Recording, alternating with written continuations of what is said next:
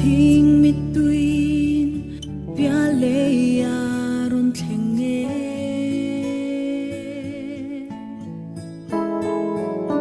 kadon thiam mol love van mi telung ngai na thing mit tui sure khoang rua yani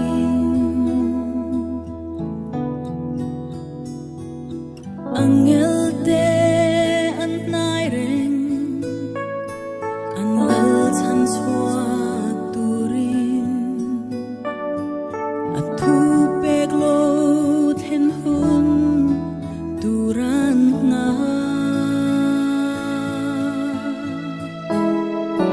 apa ne na chua ni enga nge min kal san le